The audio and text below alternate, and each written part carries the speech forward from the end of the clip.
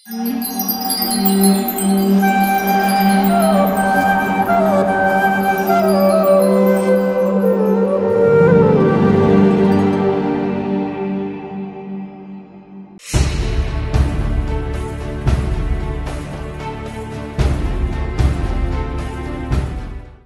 कृष्णा। आज का हरे कृष्णा हिंदी कार्यक्रम में आपका स्वागत है। आज आपके प्रश्न के उत्तर श्रीमान कमल लोचन प्रभु देंगे। श्रीमान कमल लोचन प्रभु का जन्म मैसूर के मध्य ब्राह्मण परिवार में हुआ था। जब वे कलकत्ता के मरीन इंजीनियरिंग कॉलेज में शिक्षा ग्रहण कर रहे थे, तब वे अंतर्राष्ट्रीय कृष्ण भावनामृत संघ इस्कॉन के संस्थापकाचार्य श्रील प्रभुपाद के ग्रंथों एवं कुछ हरे कृष्ण भक्तों के संपर्क में हैं, जिन्होंने उनके सभी प्रश्नों के उत्तर देते हुए उनके जीवन में परिवर्तन लाया। कमल लोचन प्रभु 3 साल मर्चेंट नेवी में इंजीनियरिंग अफसर के पद पर थे। 1997 में उन्होंने अपना संपूर्ण जीवन कृष्ण भावनामृत के प्रचार हेतु समर्पित कर आजीवन ब्रह्मचारी रहने का निर्णय लिया। कमल लोचन प्रभु ने परम पूज्य गोपाल कृष्ण गोस्वामी महाराज, जो श्रील प्रभुपाद जी के वरिष्ठ शिष्य हैं, उनसे दीक्षा ग्रहण की। इस्कॉन मीरा रोड से जुड़ते ही 6 महीने में उनकी सेवा और कृष्ण भावनामृत के प्रचार देखकर उन्हें मंदिर का उपाध्यक्ष बनाया गया। आज वे इस्कॉन मीरा रोड के अध्यक्ष भी हैं।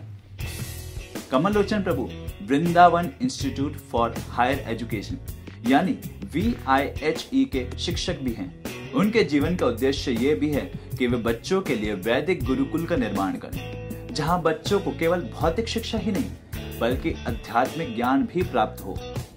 आइए हम इस कार्यक्रम का पहला प्रश्न लेते हैं। मेरा नाम शिवम अग्रवाल है। मैं लांडरा मोहाली पंजाब से हूँ। मेरी प्रॉब्लम ये है कि सर, जब मैंने चैंटिंग हाल ही में स्टार्ट करे, मेरे को करे हुए 10 दिन से मैं कंटिन्यूस कर रहा हूँ 2 राउंड्स, और मेरे को दिक्कत आ रही है। स्टार्टिंग में तो बहुत हर चीज़ अच्छे से चल रही थी, कुछ मेरे को दिक्कत नहीं थी, माइंड में कोई स्ट्रेस नहीं था, बहुत पॉजिटिव एनर्जी फील हो रही थी मेरे को। फिर 3-4 दिन बाद ही पता नहीं मेरे को हर चीज़ में दिक्कत थी, इतने सारे क्वेश्चंस, उल्टी सीधी फीलिंग्स, मास्टरबेट। फिर मैंने 10-15 दिन की गैप के बाद पता नहीं कैसे इन सब चीज़ों को कैसे कंट्रोल करें, ये मेरे को आप बताइए। और माइंड में हमारे थॉट चलते रहते हैं, उन पे भी हम कंट्रोल तो नहीं कर सकते, पर उन्हें कम कैसे करें इन सब चीज़ों से, हम अपने आप को कैसे और बचाएं इन सब गलत हैबिट से। मेरे को इसके बारे में जानना है। हरे कृष्णा। शिवम जी, आप का बड़ा धन्यवाद देना चाहता हूँ कि आपने नाम जप करना शुरू किया है। पहली बात तो ये जानिए कि संसार में अनेकों लाखों करोड़ों लोग हैं, उनमें से कितने लोग नाम जप करते हैं। जो नाम जप करता है वो समझना चाहिए कि उनके जीवन में बड़ा सौभाग्य प्राप्त हुआ। इससे नाम जप से बढ़कर कोई इस संसार में कोई कार्य नहीं है। आप 2 माला जप करना शुरू किए, आपको पहले पॉजिटिव एनर्जी लगा, लेकिन आपने कहा 3 दिन के बाद जो है बहुत सारा मन में ख्याल आना और अनेकों प्रकार के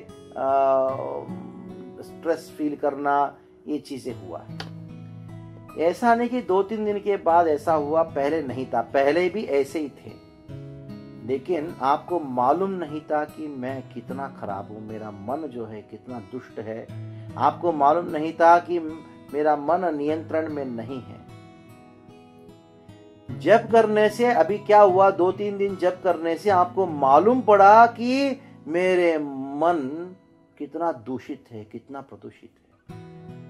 पहले हमारा मन में कितना अज्ञान भरा है, मैं कितना दुखी अवस्था में हूँ, वो भी हमको मालूम नहीं था।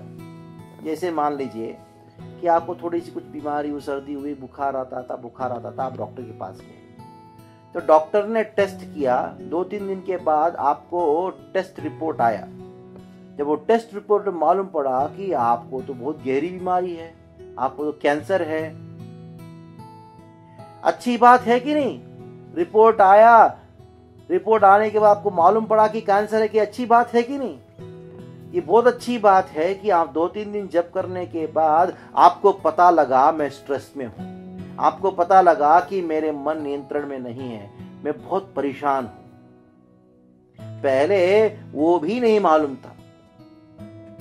तो 2-3 दिन नाम संकीर्तन करने के बाद पता लगा कि हम कितने दुर्दैव अवस्था में हैं, असहाय अवस्था में हैं। अभी क्या करें? अभी पता लग गया कि मेरा मन नियंत्रण में नहीं है, मेरा अवस्था बहुत खराब है, तो क्या करें? उसका इलाज क्या है?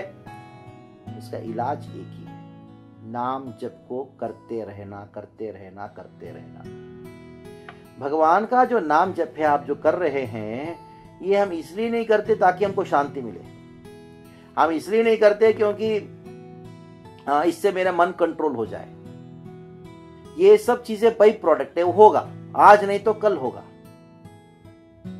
लेकिन मेरा मन कंट्रोल नहीं हो रहा है, इसके वजह से नाम जब छोड़ देना ये इस प्रकार है, मैं दवाई लिया, 2 दिन दवाई लिया, मेरा बुखार कंट्रोल नहीं हो रहा है, इसलिए मैं दवाई छोड़ दूं।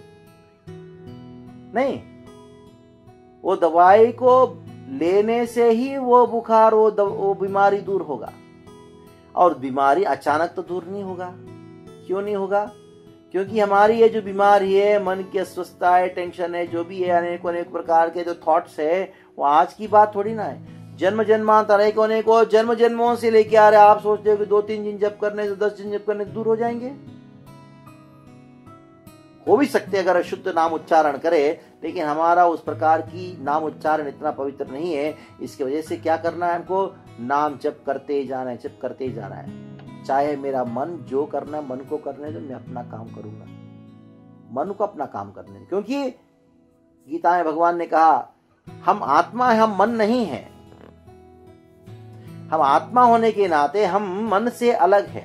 मन को जो करना है करने दो, आप जप करते जाओ, क्योंकि मैं जो करना चाहता हूं मैं करूंगा। मन को जो करना चाहिए वो करे, मन से ज्यादा प्रभावित मत हो। कभी जप करने के समय अच्छा लगता है, कभी अच्छा नहीं लगता है, वो लगने वाली बात है। कभी दवाई लेने पर दवाई कभी अच्छा लगता है, कभी दवाई अच्छा नहीं लगता है। तो अच्छा लगता है करके जप करना शुरू करोगे, जब अच्छा नहीं लगता तो जप करना छोड़ दोगे। क्योंकि लगना जो है वो मन का विकार है। अच्छा लगना या बुरा लगना, दोनों यही भालो, यही मंद, यही सब भ्रम, ये भ्रम मात्र है। एक पेशेंट ने कहा जब तक मुझे अच्छा लगता है तब तक दवाई लूंगा, अच्छा नहीं लगता तो नहीं लूंगा। मूर्ख है। दवाई अच्छा लगे ना लगे लेना चाहिए, क्योंकि वो दवाई हमारे लिए महत्वपूर्ण है।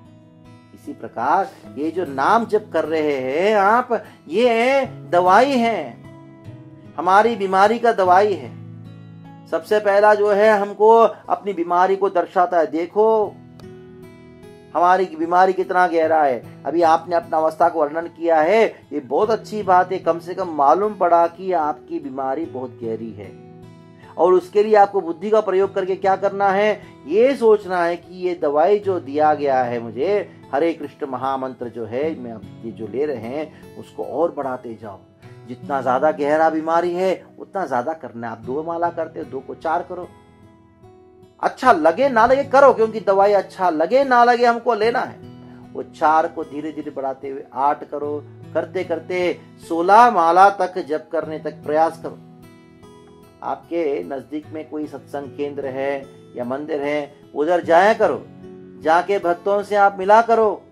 इसी में हमारी भलाई है, और कोई इलाज नहीं है। भक्ति, कृष्ण भक्ति के अलावा, नाम संकीर्तन के अलावा, मन में विकारों को दमन करना, शांत करना, इसका कोई इलाज नहीं। इसके साथ साथ में कुछ एक बात कहना चाहता हूं, व्यस्त रहो। ऐसा नहीं कि मैंने सुबह 2 माला कर दिया, दिन भर खाली बैठे। व्यस्त रहो। जब मन व्यस्त रहता है तो स्वाभाविक तरीके से गलत कार्यों में, गलत विचारों में मन नहीं जाता है। तो किस में व्यस्त रहना है हमको? आध्यात्मिक कार्यों में व्यस्त रहना है। अब नाम संख्या बढ़ाइए, 2 माला से 4 करो, 4 से 6 करते जाओ। साथ साथ में गीता भागवत भी पढ़ो। नजदीक में जाके, भगवान के मंदिर में जाके, उधर भक्तों से मिलके सेवा करना शुरू करो। इस संसार में भौतिक समस्या का भौतिक समाधान नहीं है। There is no material solution to material problems, there is only spiritual solution to material problems. हमारी भौतिक समस्या का एकमात्र समाधान है आध्यात्मिक समाधान। आध्यात्मिक समाधान जो है क्या है, वो नाम संकीर्तन करना। नाम जप को बढ़ाते बढ़ाते रहिए। भले जितना आप बढ़ाओगे मन उतना आपको परेशान करे, जाने दो।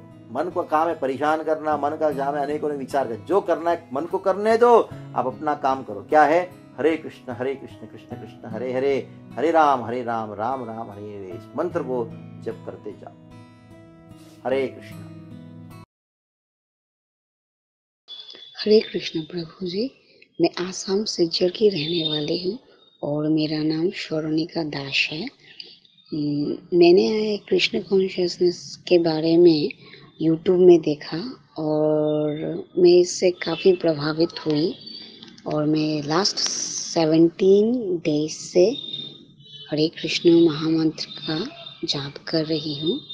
मैंने बेल की माला से ये मंत्र शुरू करा और हमारे यहाँ पे पास में एक इस्कॉन का मंदिर है जहाँ से मैंने श्री प्रभुपाद जी की श्रीमद् भागवत गीता का यथार्थ खरीद के लाई और बेल की माला भी मैंने वहीं से ही खरीदा है।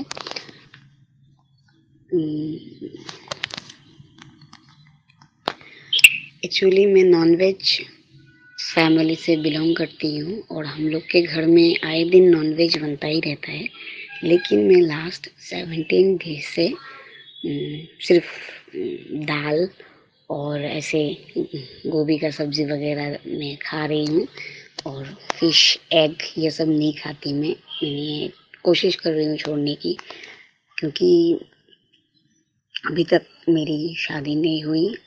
मैं अपने पापा के साथ ही रहती हूँ और मैं तो हरे कृष्ण महामंत्र का जाप कर रही हूँ। पता नहीं कब तक कर पाऊँगी, लेकिन मैं कोशिश करूँगी कि मैं ये पूरी ज़िंदगी भर करूँ। तो इससे मैंने तो दीक्षा नहीं ली है और हम लोग के घर में गोपाल पूजन करते हैं, तो मैं क्या ये हरे कृष्ण बगैर दीक्षा लिए मैं ये हरे कृष्ण महामंत्र जाप कर सकती हूँ और इससे क्या मुझे कुछ बेनिफिट मिलेगा? मिले चाहे नहीं मिले प्रभु जी, ये ज़रूरी नहीं है, लेकिन मैं चाहती हूँ कि मैं ज़िंदगी भर ये हरे कृष्ण महामंत्र का जाप करूँ। तो और मैं अपनी कोशिश को, प्रैक्टिस को कैसे और बेहतर कर सकती हूँ, कृपया आप इसके बारे में मुझे कुछ बताएं। हरे कृष्ण। धन्यवाद। हरे कृष्ण सुनीता जी, आपका परम सौभाग्य है कि आप YouTube में हरे कृष्णा कार्यक्रम आपने देखा। चैतन्य महाप्रभु कहते हैं, ब्रह्मांड प्रभुते भाई कोनो भाग्यवान जीव गुरु कृष्ण प्रसाद भाई भक्ति लता बीज। ये आधुनिक माध्यम से YouTube से इस्कॉन डिजायर ट्री के द्वारा ये जो कार्यक्रम होता है, उससे चैतन्य महाप्रभु का वाणी जो है अनेकों जगह ना जाने कहाँ कहाँ पहुँच रहा है और भक्ति लता बीज प्राप्त हो रहा है। बड़ा सौभाग्य आपका कि इस प्रकार आप भक्ति शुरू किया है। तो आपका पहला प्रश्न ये था कि मैंने दीक्षा ली हूँ और दीक्षा नहीं ली हूँ और जब कर रही हूँ, क्या कर सकती हूँ? कर सकते हैं। ये जो हरे कृष्ण महामंत्र है वो दीक्षा का इंतज़ार नहीं करता, या हमको दीक्षा लेने के बाद ही करना है ऐसा कोई पाबंदी नहीं है। कोई व्यक्ति कहीं से भी वो हरे कृष्ण महामंत्र जप करना शुरू कर सकता है। आप कर दिए हैं, बहुत अच्छा कर रहे हैं। और इस हरे कृष्ण महामंत्र का सबसे पहला जो फल है आपको प्राप्त हो गया है। आपने कहा कि फल मिलता है क्या? नहीं मिले तो भी चलेगा, लेकिन मिल गया आपको एक फल। प्रथम फल तो मिल गया है। क्या है वो? आपको ये मांसाहार के प्रति विरक्ति हो गया, सात्विकता बढ़ गई है, ये पाप कार्यों से छूटने की जो शक्ति है वो हरिनाम ने आपको दे दिया है। इसलिए हरे कृष्ण महामंत्र का जप करते रहिए। और आपके प्रश्न में और एक बात था, आपने जिक्र किया, आप हरे कृष्ण मंदिर में गए और भगवत गीता खरीद के लाए और उसको रोज पढ़िएगा। पढ़ के और साथ साथ में जब भी समय मिलता है आप मंदिर जाया कीजिएगा। जब मंदिर जाएंगे साधुओं का संग होगा और आपका नाम जब भी और अच्छी तरीके से होगा। आपने पूछा अंत में कि और प्रगति कैसे करें, इसके विषय में ज्यादा ध्यान देंगे। श्री चैतन्य महाप्रभु ने सनातन गोस्वामी पाद को कहा 5 महासाधन दिया। वो 5 महासाधनों में सबसे पहला साधन है साधु संग। साधुओं का संग करने से हमने जो भक्ति किया है या कर रहे हैं, हम जो भक्ति कर रहे हैं, ये भक्ति जो है वो बढ़ती रहेगी। लव मात्र साधु संग सर्व सिद्धि होय। दूसरा नाम जप अभी जो कर रहे हो उसको धीरे धीरे बढ़ाते आप 16 माला जप करने तक आइए। आप ये शंका मत करो, चिंता मत करो कौन सी माला पर कर रहे हो। जप करना महत्वपूर्ण है, कौन सी माला में करते हो महत्वपूर्ण नहीं है। अभी आप जप करते रहो। तीसरा क्या है, गीता भागवत पढ़ो। गीता भागवत, इसको भागवत पाठ कहा जाता है। रोज जितना हो सके उतना अच्छी तरीके से पढ़िए। कभी समय मिलता है तो मंदिर में जाके उधर प्रवचन सुनिए। खास करके रविवार के समय में हमारे इस्कॉन के सारे केंद्रों में प्रीति भोज कार्यक्रम होता है, संडे फीस्ट प्रोग्राम होता है। उसमें खास करके गृहस्थों के लिए हम उपदेश देते हैं कैसे भक्ति करना है। सिलचर में आपके घर के नजदीक में ही अच्छा सुंदर मंदिर है, आप उधर जाया करो। प्रीति भोज कार्यक्रम, संडे फीस्ट प्रोग्राम अटेंड करो, पता कीजिएगा। चौथा क्या है, घर में आप जो भी भोग बनाते हो, भगवान खाने के लिए बनाते हो, भोजन बनाते हो, एक भगवान का फोटो लीजिए, चित्र लीजिए और श्रील प्रभुपाद जी का भी एक चित्र लीजिएगा। उधर उनको भोग लगा के प्रसाद के रूप में ग्रहण कीजिएगा। जैसे आप अभी आमिष आहार को छोड़ दिए हैं और शाकाहारी भोजन को ही ग्रहण कर रहे हैं, लेकिन शाकाहारी भोजन जो बनता है आपके घर में, वो आप क्या करो, आप उसको भगवान को भोग लगाओ। तुलसी पत्ता लगा के भगवान को भोग लगाओगे, भोग लगा के प्रसाद के रूप में ग्रहण कीजिएगा। तो इससे हमारी प्रगति बहुत जल्दी होता है। केवल शाकाहारी बनाना हमारा उद्देश्य नहीं है। शाकाहारी बनने से हम कम से कम इंसान तो बन गए, जानवर से तो इंसान बन गए। लेकिन शाकाहारी वेजिटेरियन होना एक है, वेजिटेरियन होने से कम हम तो मनुष्य है। लेकिन हमको आध्यात्मिकवादी बनना है तो क्या करना होगा, हम जो शाकाहारी भोजन जो है, जो सात्विक रूप में जो भोजन पकाया गया है, उसको भगवान श्री कृष्ण को भोग लगा के प्रसाद के रूप में ग्रहण करना है। और जो 5वां चीज है जो हमको करना है वो क्या है, धामवास। कभी आपको समय मिलता है तो आप मथुरा, वृंदावन, जगन्नाथपुरी, मायापुर इत्यादि कभी यात्रा कीजिएगा। नहीं तो आपके घर में ही ऐसा वातावरण बनाइए ताकि आपकी आध्यात्मिक प्रगति अच्छी तरीके से हो सके। ये 5 महासाधन है, साधु संग, नाम कीर्तन, भागवत पाठ, श्री विग्रह श्रद्धया सेवन यानी भगवान की पूजा करना, भोग लगाना इत्यादि चीजें। और 5वां क्या है, वह है धामवास यानी पवित्र स्थान में वास करना। वास 24 घंटा नहीं हो पाता है, कम से कम मंदिर जितना हो सके उतना मंदिर में जाके भगवान का दर्शन करना और अलग अलग प्रकार की तीर्थ स्थानों में भक्तों की संगति में जाके उन तीर्थ स्थानों के विषय में सुनना, इसको धामवास कहा जाता है। ये जो 5 महासाधन हैं, ये चैतन्य महाप्रभु ने कहा और हर एक व्यक्ति इस कलयुग में कर सकता है। आप कोई भी अवस्था में व्यक्ति कर सकता है। खास करके अंतर्राष्ट्रीय कृष्ण भावनामृत संघ के संस्थापक आचार्य श्री प्रभुपाद जी, उन्होंने ऐसा एक व्यवस्था बनाया इस्कॉन के माध्यम से, हम कोई भी अवस्था में, चाहे पढ़ा लिखा हो अनपढ़ हो, बच्चा हो बुढ़ा हो, या व्यापार करता हो नौकरी करता हो, या गृहिणी हो या विवाहित हो, हमको कोई इससे पाबंदी नहीं है। हर एक व्यक्ति जो है ये 5 महासाधनों को प्राप्त करते हुए इस्कॉन मंदिर से जुड़ते हुए आध्यात्मिक प्रगति जो है बड़े जल्द से जल्द वो कर सकता है। फिर मैं आपको वापस धन्यवाद देना चाहता हूँ। आप केवल एक YouTube के माध्यम से पढ़ के या सुन के इतने प्रभावित हो गए कि आप जप करना शुरू कर दिया, गीता खरीदा और गीता को पढ़ रहे, आमिष आहार को आपने नॉन वेज को छोड़ दिया।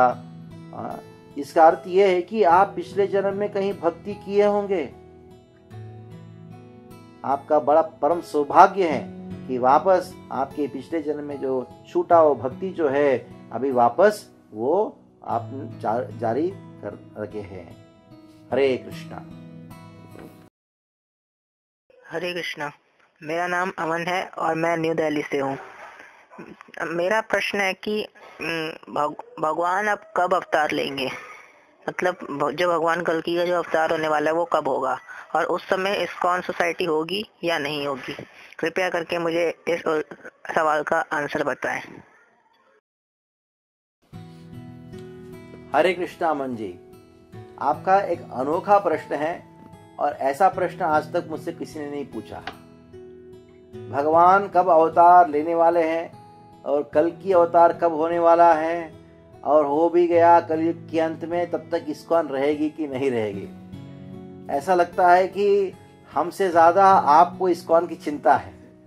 हम आशा करते हैं कि आप जो है हमारे इस्कॉन में एक अधिकारी के पद में रहे, ताकि इस चिंता को हम भी थोड़ा सा बांटे, ताकि सभी लोग जो है ये चिंता लेके बैठे इस्कॉन जो है कल्कि आने तक रहेगा कि नहीं।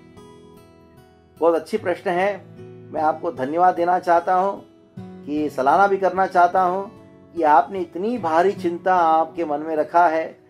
इस्कॉन कल्कि आने तक रहना चाहिए, रहेगा कि नहीं, इस प्रकार का चिंता जो है वो आप में है। तो मैं आपको धन्यवाद ही नहीं प्रणाम करना चाहता हूं कि आपने बहुत बड़ा बोझा आपके सर के ऊपर उठाया है। फिर भी आपने प्रश्न पूछा कि भगवान कब अवतरित होने वाले। मैं आपको ये बात खुश खबर देना चाहता हूं, भगवान अवतार ले चुके हैं। और वो अवतार किस रूप में लिए हैं? इस्कॉन नामक संस्था के रूप में लिए हैं। कृष्ण में इस्कॉन में कोई अंतर नहीं है। जैसे आप कृष्ण का सेवा करो तो इस्कॉन में सेवा करो, वही है, कृष्ण का सेवा करने की बराबर है। तो कृष्ण इस्कॉन के रूप में है। कृष्ण इस संसार को छोड़ के कभी नहीं जाते। जैसे भगवान श्री कृष्ण अपने स्वधाम में गए, उसी दिन कलयुग शुरू हुआ। जैसे कलयुग शुरू हुआ वही कृष्ण वापस आए। किस रूप में आए? भागवत के रूप में आए। और इस्कॉन संस्था जो है वो भागवत को अपने सर पे धारण करके वो सभी लोगों तक भागवत का संदेश को पहुंचाता है। तो इसलिए इस्कॉन भागवत है, भागवत कृष्ण है, इस्कॉन ही कृष्ण है। इसलिए मान लो कल्कि आएंगे तो तब तक यही कृष्ण इस्कॉन के रूप में रहेंगे। इसलिए आप उसका ज्यादा चिंता मत करो इस्कॉन रहेगा कि नहीं, ये चिंता करो ताकि मुझे कल्कि का दर्शन करने का मोहब्बत ना मिले। कल्कि आने से पहले ही छूटो, चले जाएं जहां भगवान हमको जाना, हमको बुला रहे हैं। भगवान श्री कृष्ण चाहते हैं, भगवद गीता में भगवान ने कहा यद गत्वा न निवर्तन्ते तद्धाम परम। आप कल्कि तक आने का क्यों इंतजार करते हो? ये शरीर जब तक है, इस शरीर में खूब भगवान का भजन करो, खूब भगवान की सेवा करो। हरे कृष्ण कृष्ण कृष्ण हरे हरे, हरे राम राम राम हरे हरे नाम जप करो। नाम जप करते हुए ऐसा भगवान की सेवा करो कि अगली बार जन्म ना लें, क्योंकि कल्कि आने तक इंतजार करोगे पता नहीं क्या होने वाला है। इंतजार की बात तो छोड़ो, इतना घोर कली, वैसे कलयुग का शुरुआत है। कलयुग ये प्रथम चरण है, ये पहला चरण है। अभी घोर कली शुरू नहीं हुआ है, अभी युग संध्या चल रही है। द्वापर का कली का युग संध्या चल रहा है।